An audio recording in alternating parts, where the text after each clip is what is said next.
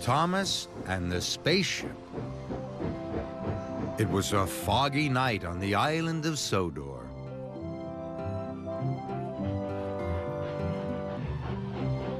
The engine's lamps burned brightly, and the fog swirled and twirled around their wheels as the engines headed home. All except for Percy.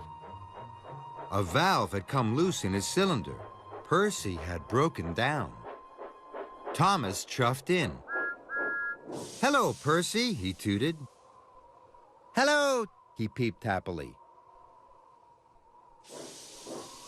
Thomas buffered up to Percy and they headed home towards Tidmouth's sheds.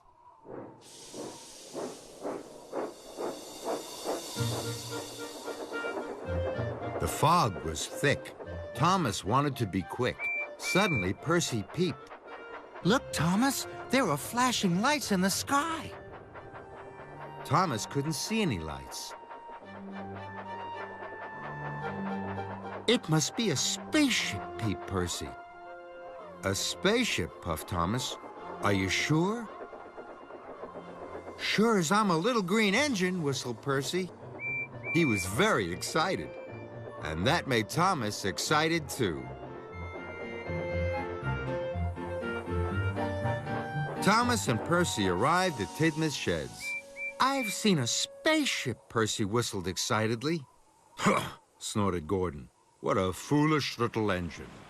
Thomas didn't like Gordon calling Percy foolish. Then Sir Topham had arrived. "Thomas, tonight you must take Percy's mail cars." Thomas was happy to do this. Now he could find Percy's spaceship. "I'll show you that Percy isn't a foolish little engine," Thomas tooted to Gordon.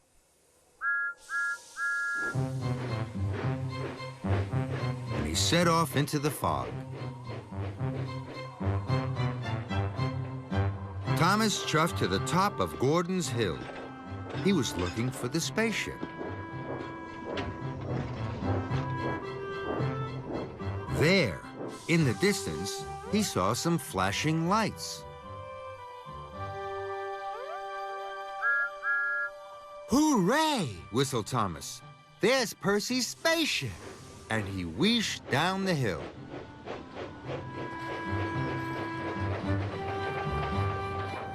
Thomas puffed closer and closer, but it wasn't a spaceship.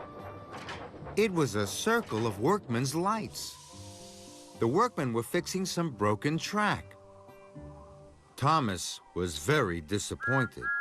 "I must find Percy's spaceship," he whistled. So he chuffed on through the fog.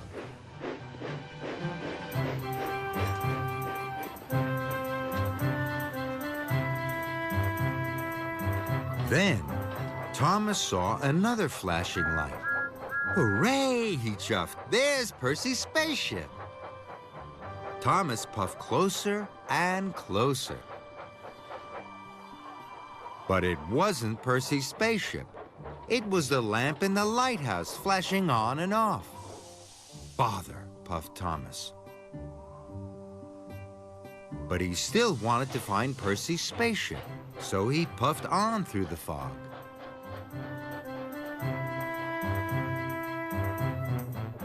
Thomas was very tired, and it was very late.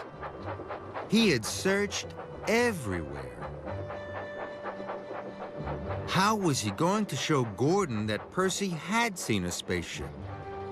Then, suddenly, he saw them. These flashing lights were moving in the sky.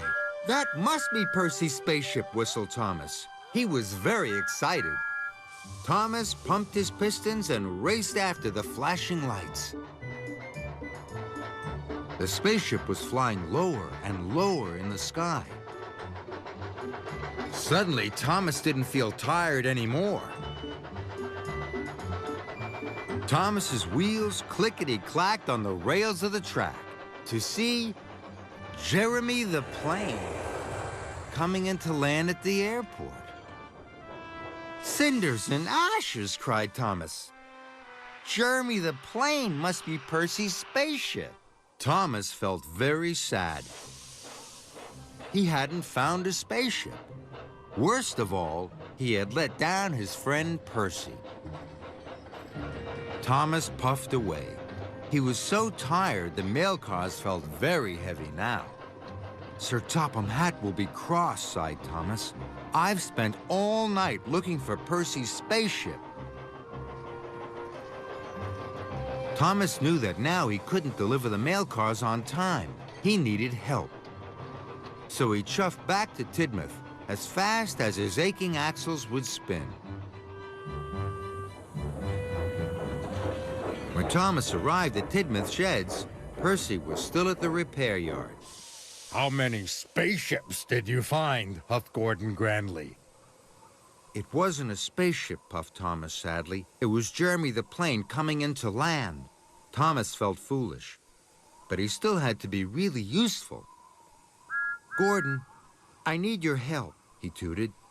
You are faster and stronger than any engine. If we share the cars, the mail can still be delivered by breakfast. This made Gordon feel important, and Gordon liked feeling important. So Gordon took half the mail cars, and Thomas took the others, until all the mail was delivered by breakfast. The next night, there was no fog. Look, Thomas tooted. There's Jeremy the plane. He was very excited. All the engines watched Jeremy coming in to land at the airport. It was a magical sight. I think Jeremy's better than a spaceship any day, peeped Percy. And Thomas had to agree.